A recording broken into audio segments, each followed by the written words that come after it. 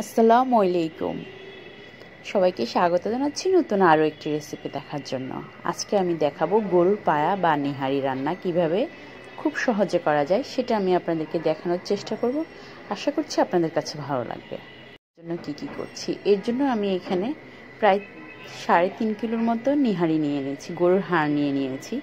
তারপরে পরিষ্কার করে ধুয়ে পানি ঝরিয়ে নিয়েছি। সাথে দিয়ে দিয়েছি মোটামুটি মাঝারি সাইজের 2 টুকরো দারচিনি, 2টো তেজপাতা, 4-5টা এলাচ দিয়ে নিয়েছি। আর এটার সাথে হাড়গুলোকে আমি কিভাবে সাইজ করে নিয়েছি দেখুন, এভাবে সাইজ করে আমি কেটে নিয়েছি। আর সাথে কিছু 1 পিস আমি গরুর গোস্ত দিয়েছি, ছোট করে পিস করে দিয়েছি। এরপরে আমি এখানে দিয়ে দিচ্ছি 1 চা চামচ পরিমাণ মতো হলুদ গুঁড়া, চা চামচের থেকে কিছুটা পরিমাণ কম হলুদ গুঁড়া দিয়েছি। তারপরে 1 চা চামচ পরিমাণ দিয়েছি মরিচ গুঁড়া।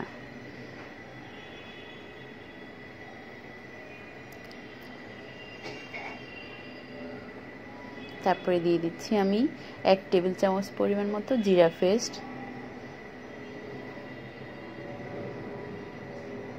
তারপরে দিয়ে দিচ্ছি আমি 2 টেবিল চামচ পরিমাণ মতো রসুন পেস্ট। তারপরে দিয়ে দিচ্ছি আমি 1 টেবিল চামচ পরিমাণ মতো আদা পেস্ট। তারপরে দিয়ে দিচ্ছি আমি 2 টেবিল চামচ পরিমাণ মতো তেল, রান্না করার তেল। এখানে আমি সরিষার তেলটা দিয়েছি, আপনারা রান্না করার যে কোনো তেল দিতে পারেন। তারপরে দিয়ে দিচ্ছি পানি, পর্যাপ্ত পানি দিয়ে দিচ্ছি। আর এখানে আমি গরম মশলাটা দিয়েছি 1 চা চামচ পরিমাণ মতো। তারপরে আমি স্বাদ মতো লবণ দিয়ে দিব এটাতে। তারপরে আমি দিয়ে দিচ্ছি পানি। এই পানিগুলো দিয়ে আমি প্রথমে এটাকে কষাবো মিডিয়াম আছে। তারপরে দিয়ে দিচ্ছি 1.5 কাপ পরিমাণ মতো পেঁয়াজ কুচি।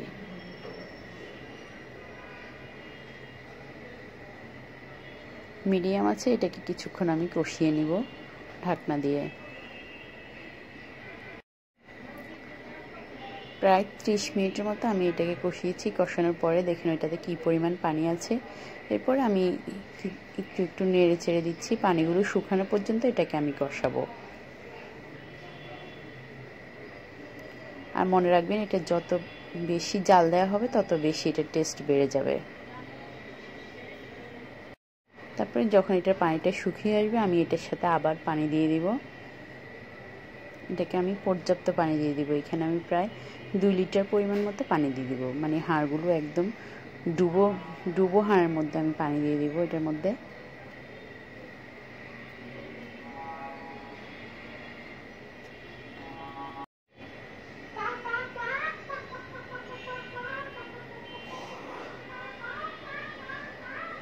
আপনারা চাইলে এখানে কুসুম গরম পানিটাও ইউজ করতে পারেন বা নর্মাল পানিটাও ইউজ করতে পারেন। তারপরে আমি হাই হিটে এটাকে রান্না করব। প্রথম 10 থেকে 15 মিনিট এটাকে হাই হিটে রান্না করব। তারপরে রান্না করব এটাকে মিডিয়াম আছে, আমি ঢাকনা দিয়ে রান্না করব। যতক্ষণ না এটা সিদ্ধ হবে ততক্ষণ এটাকে আমি রান্না করতে থাকব।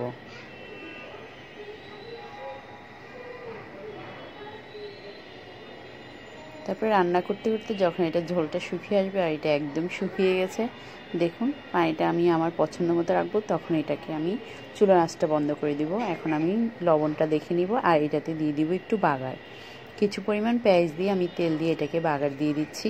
আর এটা খেতে অসম্ভব মজা হয়েছে। আমি এটা শর্টকাট এভাবেই রান্না করি। আশা করছি আপনাদের কাছে ভালো লাগবে। আর অবশ্যই রেসিপিটি বাড়িতে একবার ট্রাই করবেন। সবাইকে অসংখ্য ধন্যবাদ এতক্ষণ সাথে থাকার জন্য। সবাই খুব ভালো থাকবেন। দেখুন আমি কিভাবে করেছি, হয়ে গেছে আমার নেহারি রান্না। আল্লাহ হাফেজ।